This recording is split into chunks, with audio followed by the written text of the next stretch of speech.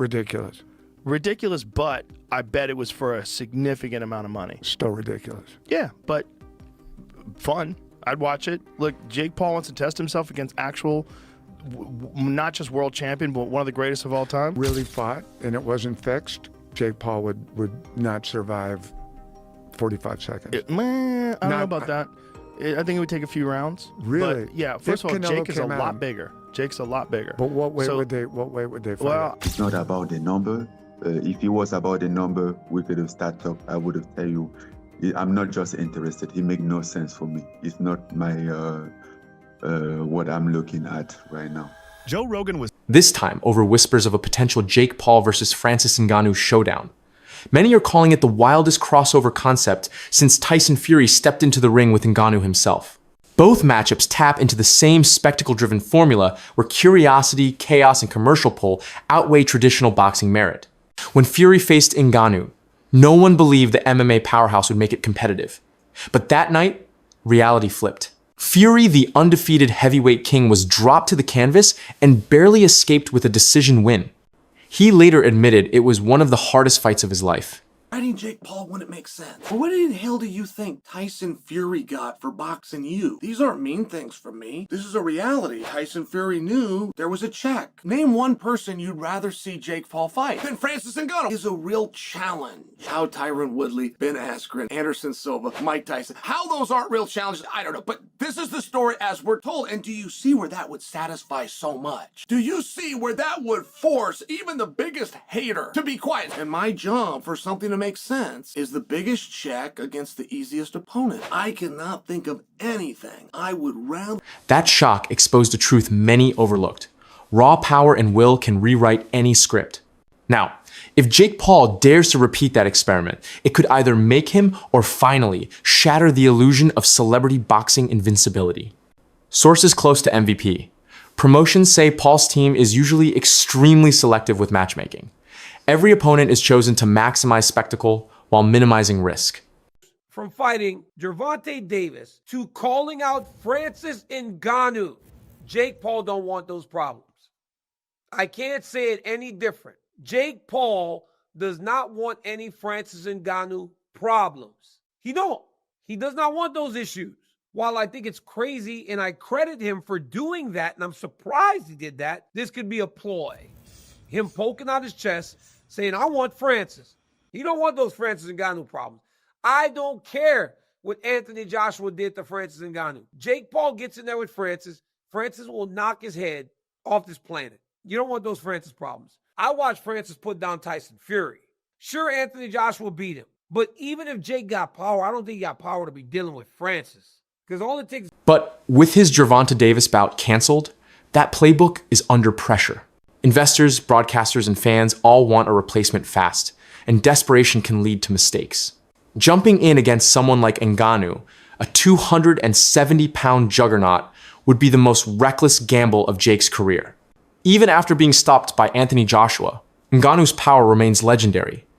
Tyson Fury, a man nearly 6'9" and over 260 pounds, could barely survive a single clean punch. And he's retired. Tank still being in the competitive nature of the sport throws this one completely off for me. And the fact that Jake is like 60 pounds bigger than he is, right? Like Mike was obviously far older than Jake, and that was the big knock on that fight. Mike should not have been in there with Jake. Said that many times. Jake has fought so hard against people saying he's bad for the sport. He's bad for the sport. He doesn't actually want to fight or step up or do any of this stuff. And I've kind of had his back when I'm like, no, he is doing what most boxers have done early in their career. But this gives those people more ammo to be like, yeah, bro, look, this is what we're talking about. When we say he's bad for the sport, or when we say that he's doing stuff that doesn't make sense and he's making a mockery of things, this is what they're talking about. And again, I wouldn't have any problem with it if Tank was way past the point where he could fight competitively at his weight class and have fights with guys like Shakur Stevens, or even, again, rematching guys. That's where Chael Sonnen came in with his trademark mix of humor and harsh truth. He reminded fans that Fury, a master boxer with elite defense, barely absorbed Ngannou's power. Expecting Jake Paul, smaller and less experienced, to do the same was beyond imagination. Shonen admitted the matchup would sell millions, but called it a move from spectacle to suicide. If Fury could only take one punch, he quipped, How many do you think Jake can take? Meanwhile, Tim Bradley took aim at the business side of the chaos. Nikista calls Francis. This is Francis telling the story. Nikista calls Francis and says, "Hey, we need your help. We need an opponent for Jake. Tank is out." And Francis says, "All right." And Francis says, "Well, how can I help you?" And Nikista says, "Well, we're looking at an opponent for Jake. Tank Davis is out." And Francis says, "All right, but specifically, how can I help you?" Nikista takes a third swing at the bat. He says, "Well, we need an opponent. We need a boxer. We need a partner. We need somebody to fight Jake. Tank is out." And Francis asks him again, "Okay, what?" Saga, I think the fight is going to be completely canceled and rescheduled, and now we have potential opponent names and some people being ruled out coming into today. This is not a joke. It was said by Mike Coppinger and others that the #1 candidate to replace Tank Davis in a Jake Paul fight, probably on a different date, was going to be Francis Ngannou. What the f?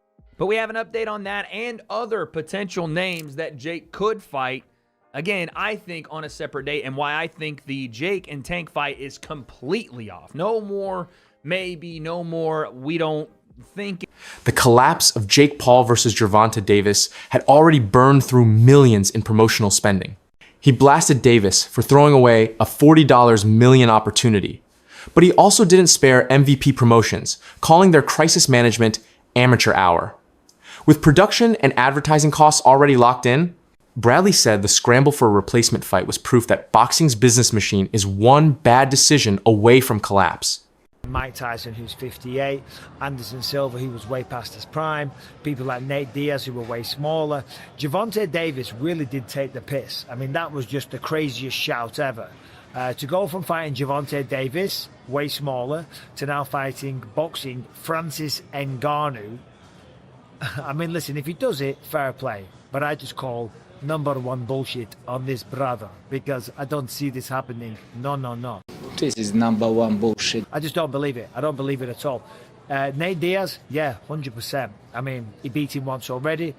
I'm sure Nate Diaz would love to get another big payday, because obviously boxing on Netflix and going up against Jake Paul, given his success, given the name that he has, and given the magnitude of his events, Nate Diaz will get paid an absolute fortune once again.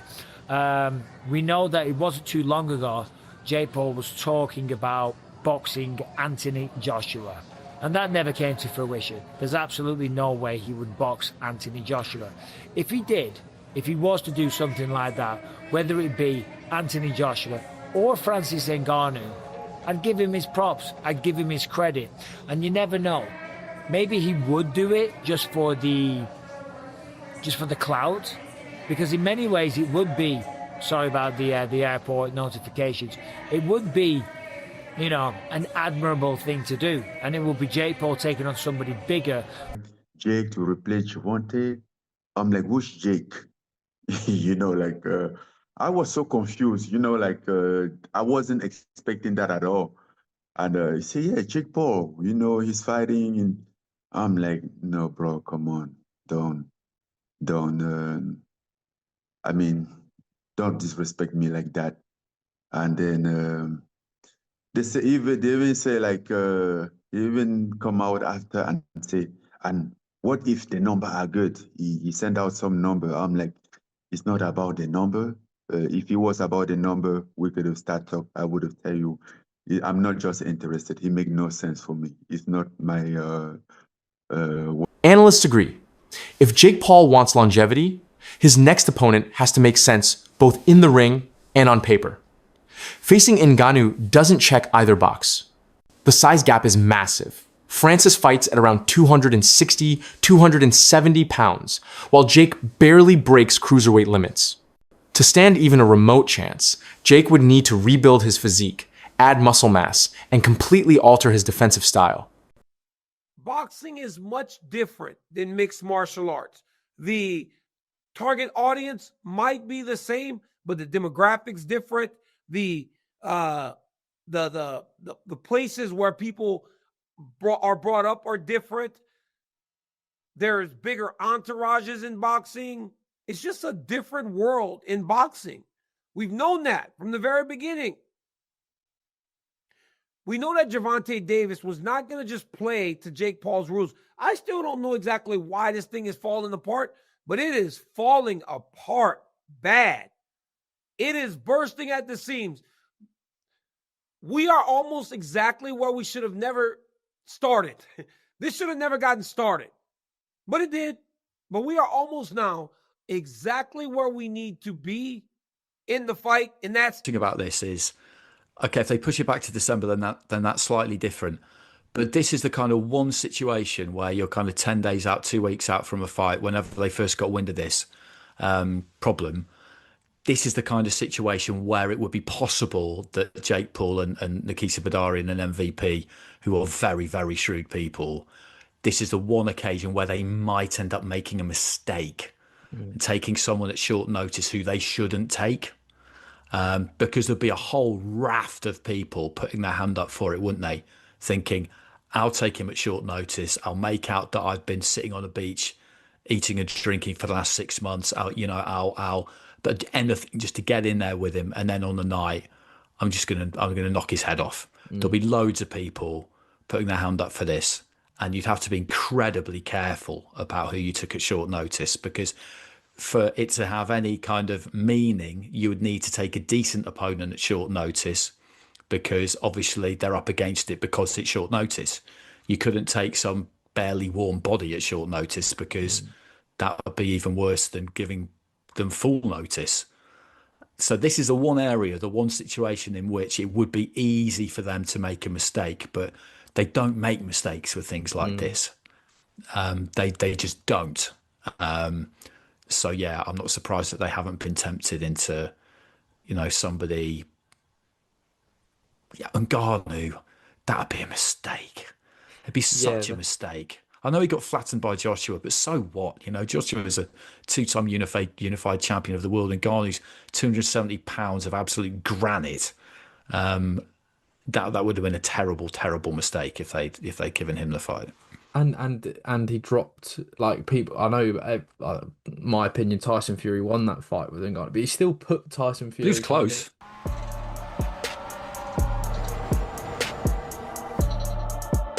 The quick-footed counters that beat smaller fighters wouldn't matter against a heavyweight who can erase you with one punch.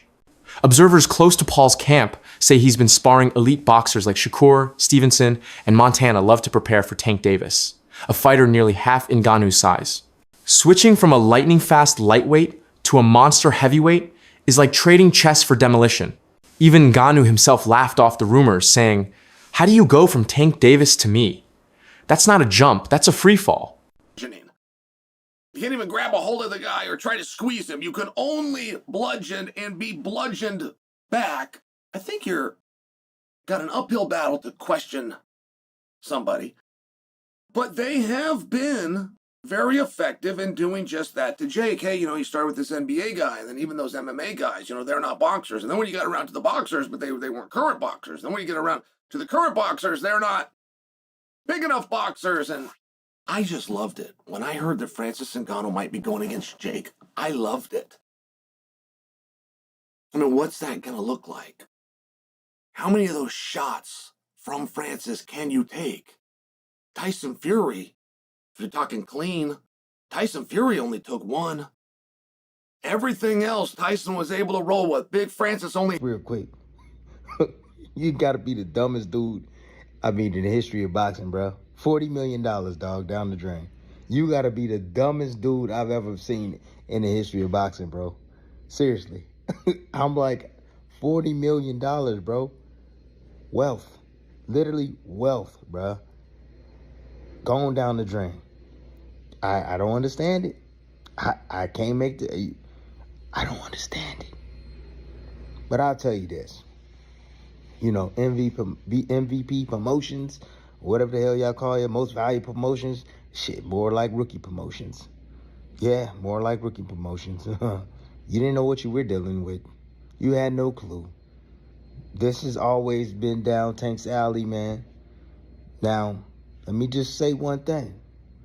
You know, It would be something unique. It would be something incredible. It's the same reason that I would be intrigued by a Jake Paul versus Anthony Joshua fight, although I would never advise Jake Paul to take a Anthony Joshua fight. I wouldn't advise him to take a Francis Ngannou fight either, because as much as Anthony is far better, which we saw when they actually fought, Joshua slept Francis Ngannou quicker than me after 2 melatonin. I mean, it was quick, fast, in a hurry, completely dominant. But we also saw Francis Ngannou go toe-to-toe with the heavyweight champion of the world at that time. Yes, he was out of shape. We understand that. But Tyson Fury on that night got the shock of his life when Francis Ngannou not only went toe-to-toe, but put him down and danced on him. To this day, I think that fight could have gone Francis's way. Point being, there are levels to this shit.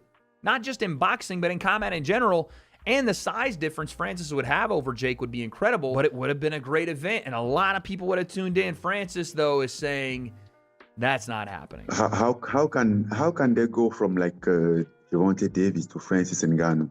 Like, I mean, Gervonta Davis is a fantastic boxer, but and is a one-shot knockout artist. But come on, like the weight different and everything, it make no sense.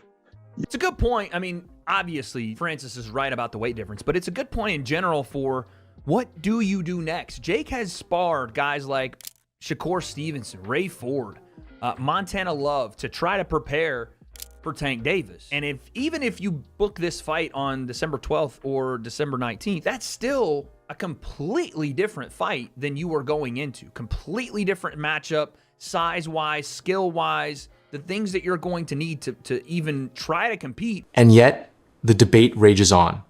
Fans crave the spectacle, the headlines, the danger, the chaos. It's everything that defines modern boxing.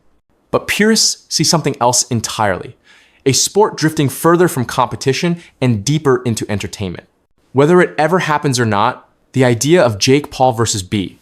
Francis Ngannou perfectly captures this strange new era where logic takes a backseat, danger sells tickets, and one viral fight can blur the line between genius and madness.